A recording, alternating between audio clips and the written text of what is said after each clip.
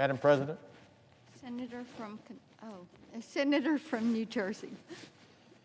Madam President, I come to the floor today and will soon ask unanimous consent for the passage of the Daniel Anderl Judicial Security and Privacy Act of 2020. This legislation is about standing up for the independence of our federal judiciary and the safety of all of those who serve it. Many of you already know the terrible tragedy that recently struck Federal District Judge Esther Salas and her family in New Jersey. This summer, an unhinged and violent individual showed up at Judge Salas's home impersonating a package delivery driver.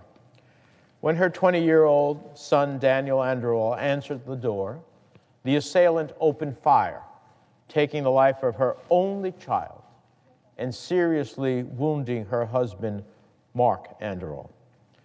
Unfortunately, this tragedy is not the first attack on a federal judge. There was the 1979 murder of Judge John Wood in San Antonio, Texas, the 1988 murder of Judge Richard Duranko in Pelham, New York, the 1989 murder of Judge Robert Vance in Mountain Brook, Alabama, the 2005 murder of the husband and mother of Judge Joan Lefkoe in Illinois. And there have been other attacks as well. In June 2013, Chief Judge Timothy Corrigan was targeted by a gunman who purchased the address of his Florida home on the internet for a mere $1.95. $1.95. The gunshot missed his ear by less than 2 inches. And just last month, a judge's address was circulated on social media, urging people to gather outside his home while the judge was hearing a high-profile case. According to the U.S. Marshals Service, threats against federal judges rose by 500% between fiscal years 2015 and 2019.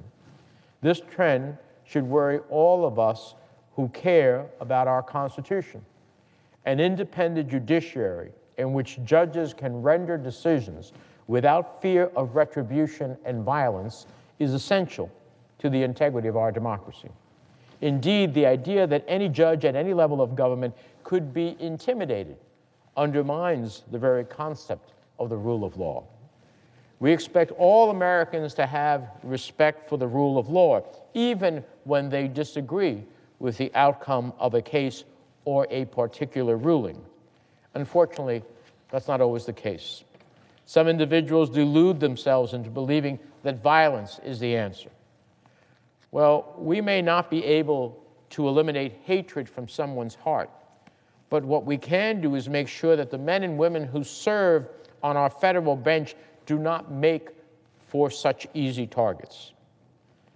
That's why after Daniel's murder, I made a personal commitment to Judge Salas. I told her that I would develop legislation along with my colleague, Senator Booker, to better protect the men and women who sit on our federal judiciary, to ensure their independence in the face of increased personal threats on judges, and to help prevent this unthinkable tragedy from ever happening again to anyone else. The Daniel Anderl Judicial Security and Privacy Act of 2020 is a bipartisan, bicameral, and common sense plan to safeguard the personal information of federal judges and their families. And I want to thank my colleague, Senator Booker, who's been there every step of the way, a member of the Judiciary Committee, and Chairman Graham, Senator Lindsey Graham, for leading this effort with me. Our legislation makes it unlawful for data brokers to knowingly sell, trade, license, purchase, or otherwise provide personally identifiable information of a federal judge or their family. Since its introduction, we have worked with several stakeholders, including the Administrative Office of the U.S. Courts, the U.S. Marshal's Office, the American Civil Liberties Union, among others. Together, we carefully updated legislative language in order to uphold the First Amendment right of the press to report on matters of public concern and balance that right with our urgent need to better protect the safety of federal judges and their families. Federal judges and their families will continue to be able to seek relief through the courts for the knowing and willful publication of their personal information, and the party responsible for the violation will have to pay the costs and reasonable attorney fees. The bill enjoys widespread support among judicial and attorney organizations, including the National Association of Attorneys General, the National Judicial Conference, the Federal Judges Association, the National Conference of Bankruptcy Judges, the American Bar Association, the National Hispanic Bar Association, the National Bar Association, and several others. Madam President, America's federal judges must be able to render rulings without fearing for their lives or the lives of their loved ones. We must better protect federal judges' personal information from those who would seek to do them harm. That's exactly what the Daniel Anderl Judicial Security and Privacy Act of 2020 will do. This legislation will not bring Judge Salas' son back. But we must ensure, as Judge Salas said, that his death not be in vain. As she recently wrote in the New York Times, and I quote, "Daniel's death is speaking to us, but will we listen? For the sake of my brothers and sisters on the bench, Congress must act now. Every day that goes by without action leaves our federal judges, our justice system, and our very democracy in danger," close quote. Madam President, we must protect the independence of our courts, the safety of our judges, and prevent this sort of tragedy from ever happening again. This is a common sense bill. It will save lives, and I urge my colleagues to approve it without delay. Before asking for consent, I want to turn to my distinguished colleague, the Senator from New Jersey, Senator Cory Booker. The Senator from New Jersey. I come to the floor today in support of my senior senators' unanimous consent request to pass the Daniel Anderl Judicial Security and Privacy Act. As Senator Menendez pointed out, this is a bipartisan piece of legislation. It is bicameral. It will take important steps to safeguard the personally identifiable information of federal judges and their family members from individuals who wish to do them harm. And as Senator Menendez said, it's named after Daniel Anderl, the son of Judge Esther Salas and Mark Anderl, who was senselessly murdered in July of this year by a hate-filled gunman. The gunman was able to access the personal information, as Senator Menendez said, by going to Judge Salas' information, getting it, including where she lived, the routes she took to work, and even her place of worship and her home address. As a result, Judge Salas and her husband have gone through something that no parent ever should have to go through. No person who takes on the responsibility of serving as a federal judge should ever have to live in fear that they or their family could be targeted by someone wishing to do them harm, who is able to easily access their personal information. Passing this bill today in memory and in honor of Daniel Anderl will mark a commitment of this body to safeguarding the privacy and security of our federal judges and their families, so that we can make sure we are doing all in our power to prevent this from happening to another family. Our bill, as Senator Menendez said, has broad support. It has been endorsed by the Administrative Office of the U.S. Courts, Federal Judges Association, the Federal Magistrate Judges Association, the National Conference of Bankruptcy Judges, the Federal Bar Association, the National Association of Attorneys Generals, and others. People from all backgrounds, people from both parties, independents. We have a unanimous chorus of support of people who believe that this is justice and will help keep judges safe. James C. Duff, the Administrative Director of the U.S. Courts, said in his statement of support of this bill that, quote, "It is critical in our system of justice that judges decide cases without fear for their safety and for that of their family." He is absolutely right. I echo Senator Menendez's request to pass the Daniel Anderl Judicial Security and Privacy Act. Thank you, Madam President. I yield the floor.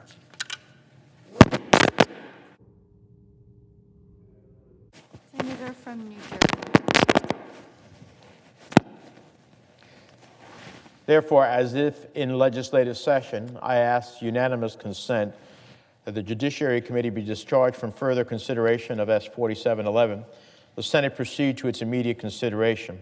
Further, that the Menendez substitute amendment at the desk be considered and agreed to, the bill as amended be read a third time and passed, and that the motions to reconsider be considered made and laid upon the table with no intervening action or debate.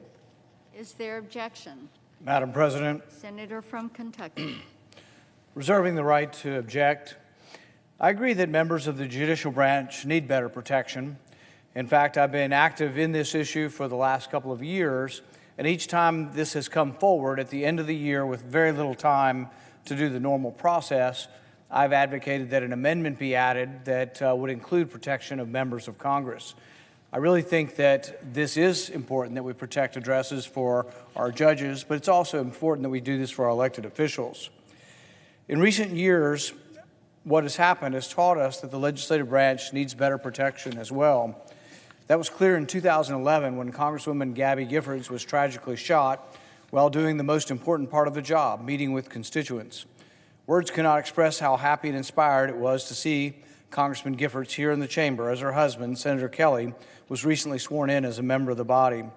But words also cannot express the pain felt by the family of the people who were killed and wounded that day.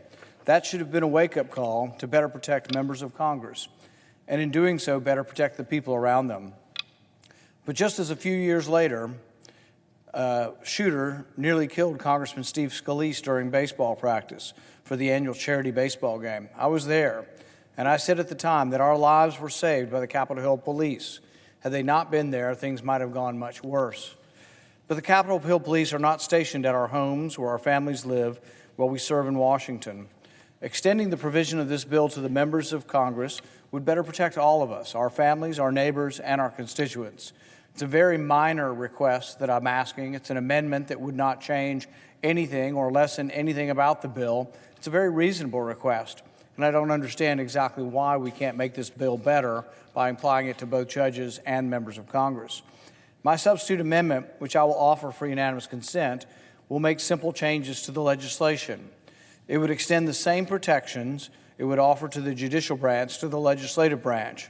Second, the laudable goal of this legislation is to protect personally identifiable information from being sold and posted online by data brokers, allowing at-risk individuals to file private action against data brokers for declaratory and injunctive relief, plus reasonable attorney's fees will achieve that goal. I ask the Senator to modify his request to instead include my substitute amendment at the desk, and that my substitute amendment be considered and agreed to, the bill as amended be considered, read a third time and passed, and that the motions to reconsider be considered made and laid upon the table. Does the senator so modify his request? Reserving the right to object to the modification. Look, I appreciate the senator's concern to expand the universe of people covered by this bill, including members of Congress. And while that is a laudable goal, I personally think it is more appropriate to legislate in another bill. This bill is for the federal judiciary because of the special threats they face and the importance of ensuring their independence in terms of being able to make judgments based on the law and the facts, not upon some fear that lurks outside of their home or outside of their chambers. I also understand that the amendment would strip out, and if I'm wrong, I'd be happy to be corrected, would strip out the ability to seek redress in the court as it relates to the provision that we provide for judges. Without the threat of some damages, there is little incentive for a data broker to remove the personally identifiable information of a judge of his or her family. This is not about frivolous suits. This is about protecting the federal judiciary. In addition to that, we have made several good faith efforts before we got to this point to address the concerns from my colleagues across the aisle. We've actually had the Administrative Office of the U.S. Courts engaged in conversations directly with our colleagues. My colleagues had concerns about a new grant program to states. Well, we changed that language to a report. Senator Lee was part of those concerns. To better understand the proper federal role, we changed it to a report. They don't want to deal with some of the questions about that we had for the U.S. Marshals. And again, this is about protecting the federal judiciary. Guess what branch protects the federal judiciary? The U.S. Marshals. But we changed that. So it never seems to be enough. It never seems to be enough. And it's unfortunate that the federal judiciary will pay the price of this recalcitrance. But I cannot at this time agree to the modification, and therefore I object to it. Is there objection to the original request? Madam President, Senator reserving the right to object, I would like to offer across the aisle that we are willing to compromise with the senator from New Jersey. We are willing to work with him on getting the bill passed. The only thing that we would like to do is have it include Congress as well. The other points that you've mentioned that you object to as far as changing, I'd be willing to discuss, and I think there would be a middle ground. I think this could be passed, but when we pass things unanimously, there has to be a little bit of give and take. No one gets their way, and I'm not saying you can't have it. I'm for your bill in general. I just think it ought to be expanded to Congress. We've had at least 2 people shot, Gabby Gifford shot. We've had Steve Scalise shot. We've had other threats, and Congress is threatened, and families are frightened. I don't know about you, but routinely the sheriff and police have to come to our house for threats to my house, and I'm not alone. This happens to other people. There's no reason why we should do this only for one branch of government. You know, they put my satellite picture of my house on the nightly news. You know, basically pointing out where every crazy person in the world can go to find my house. So, I mean, we do need to do something, and this isn't a new request. I requested this a year ago when a very similar bill came up a year ago for special protections for the judiciary. I said, once again, good idea, but we should apply it to Congress. We go forward a whole year, and now we're doing the same thing again, and nobody seems to be listening.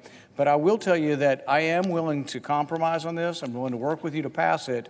But I think we should extend it, and it's not that hard. If we extended it to Congress, flip it back, and I think it would pass unanimously in the House as well. But I object to this version. Objection is heard. Madam President. Senator from New Jersey. I just say to my colleague that I certainly am concerned about his safety and security, and for that fact, the safety and security of all of our colleagues. And I appreciate his concern and understand it, and look forward to working with him on that. I will say that the other elements that Senator Lee had incorporated into his amendment, it just renders the security, whether for a member of Congress or for the judiciary, useless. In which case, I don't want to give any false security to anybody that they're being protected if, in fact, they don't have the wherewithal to do so. But I look forward to that opportunity, and I promise Judge Salas that her son's death will not be in vain, and we may not have achieved it tonight with Senator Booker, but we're going to make this happen. You know, hopefully sooner rather than later, but we're going to make this happen. With that, I yield the floor.